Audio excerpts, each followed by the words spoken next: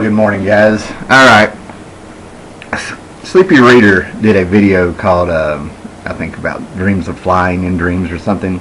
And it was a response to LongBoxReviews, I think. He did a blog or something on a blog on a website that he has. I tried to look up the website and it just wouldn't come up for me for whatever reason, you know.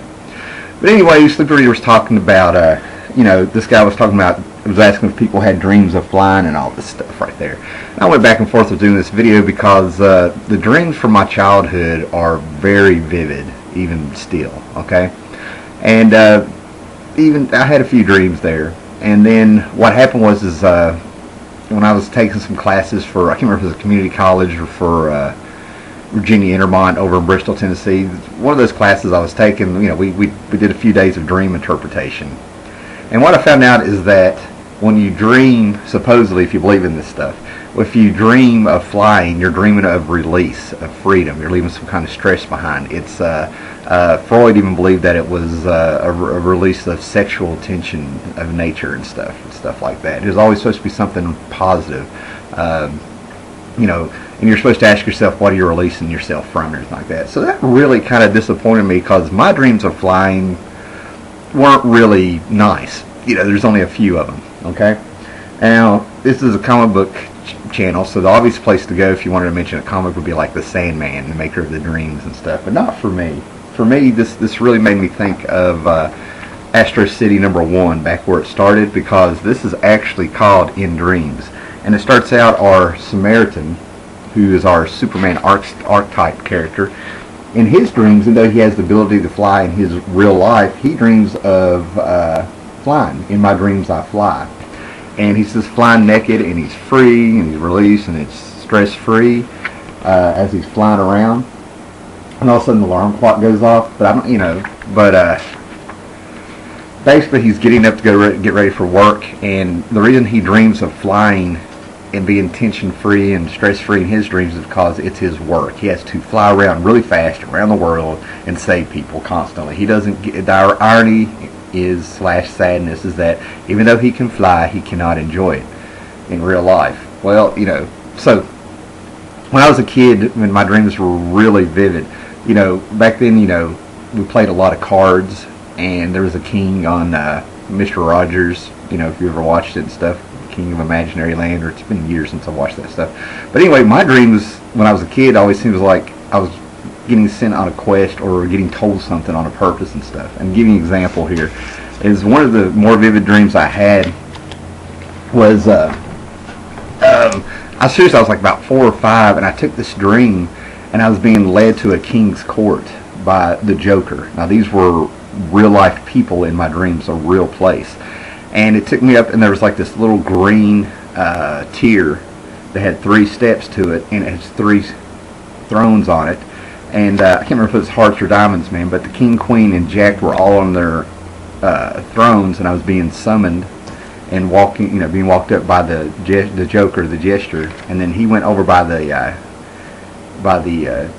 jack, and the king was telling me that they needed my help. I don't know if they needed me to physically do something or if I have information, because the evil one-eyed jack needed to be defeated.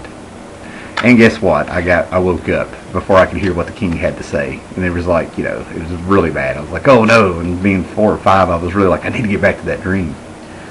But the first dream of flying I ever had, it actually felt more like an astral projection, because, and this is cool, but I was flying through, it was wild, man. It was like the sky just went on forever, below, above, and all around, and it was this red with little purple mist, black mist and stuff like that. And this is before Flash Gordon, the movie. It's kind of like the skies and that. So I was flying, and then I realized that I was seeing this from a point of view. That's why it felt like a astral projection or something. But I was flying on Underdog's back. I could see. I was looking over the corner, and I looked down, and I saw this cape, and I saw the back of his head, and I had his long black ear flopping in the wind and stuff. And we flew up. And it was like these 3 great big huge stone heads, almost like Easter Island heads in a way, but a bit more sinister, and they had this big booming voice, and they were telling me some secret. And then all of a sudden the dream panned back, and you could see you know, a little underdog just kind of floating there with me floating on my own, and he flew off and I'm floating and I'm watching this and they're telling me something, and I woke up. And when I woke up, I fell asleep beside my grandmother at her house, and I looked at her, I was like, what? And she's like, I didn't say anything. And I'm like, I gotta get back to sleep. I had a dream. She's like, well, hurry up and go back to sleep. You can get back to the dream. And when I went back to the dream, I was right back, but all of a sudden it was like I was in some kind of TV intro, you know, like, you see underdog fly Timmy to, you know, whatever the heads were called. They had a name and stuff, and each one shot up, you know, right into my face, like in the dream, one after the other, and they all had names and stuff, you know. And looking back on it, even though that was like real life, it was like Kirby-esque, and there was no fear, and it was kind of cool that I was floating, and I kind of crack up that it was underdog I was in the back of, okay?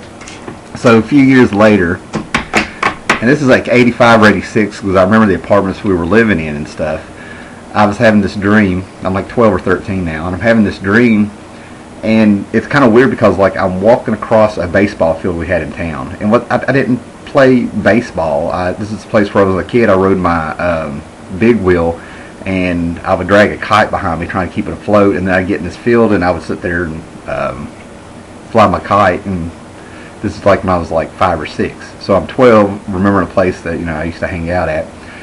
And in this dream, I'm just walking across the field, and I'm like, man, I can figure this out. So I sit there and I just kind of stop, and I lift up one leg, and I lift up another leg, and I'm like, I figured this out, man. This is real simple. So I'm going to fly. I figured out how to fly. And I'm like, my center of gravity. I got to do my center of gravity, man. And I imagine, like, I can almost feel it. My center of gravity was actually a gigantic pinball, right?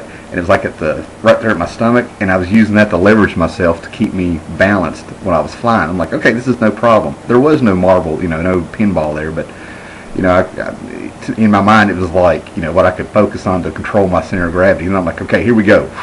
And this sucked because I couldn't go fast. And I'm like, what? There's no propulsion. I'm like, do I have drag? What's going on? I didn't even know physics. And in my dream, I'm knowing this stuff, you know, drag and center of gravity, all this stuff. And you know, and I woke up from that, and I woke right up from, no, I slept through the night, and I woke up in the morning, and I remembered the dream, and I'm like, well, that sucked. And I'm sitting here going, how do I know this stuff? You know. So, you know, that dream actually stayed on my mind, because I'm like, well, I can figure this out, you know. So, you know, I'm sitting there thinking, well, flying cannot suck. Now you see why when I did the dream interpretation years later, I was like, well, that couldn't be good. Alright, so I eventually finally had this dream, and it was the same season. It was from summer to summer, so pretty much close to a year I had the same dream again, and I figured it out. Now, don't ask me what the secret is, because I don't know how I figured out how to get propulsion in my dream. So I started having the dream. I was right back. I'm like, we're going to do this. I mean, in my dream, I was completely in control again, you know, and it's you know, point of view, you know, I call it astral projection in your dreams, where it's like you're there and you're doing it and you're seeing it. You're not seeing yourself doing it. So I'm sitting there, and I don't remember how I figured it out, and I did the whole thing again, but this time I'm up in the sky. But this time it got cold, and you know, as the dream went on, the sky's turned grayer and grayer, because as I'm flying, the wind is cold, it's freezing up there. You know, I'm having a little, you know, I'm just like, well, this isn't fun. You know, I'm flying through there, and it's just, the weather is just nasty and cold, and the wind's on you. My eyes were watering, and my nose started running in it, and the wind was hitting me so bad even drool was flying out me. And I'm like, oh my god, flying sucks. I'm not going to do this again. So I landed, and it was sunshine, and I just kept walking, and I never dreamed that I can recall the flying again. I didn't like it, you know. So, you know, that kind of, like I said, makes me think about this Astro City, where it's the opposite. In his dreams, flying is fun, but in you know, real life, he doesn't get to enjoy it. In my dreams, flying is not fun, but flying in the plane was fun. I did, you know, swinging on ropes, jumping down there, having that, you know, little moment where you're kind of floating right before you fall. Hilarious, you know, it's great. So anyway, there's my dreams of flying. Later.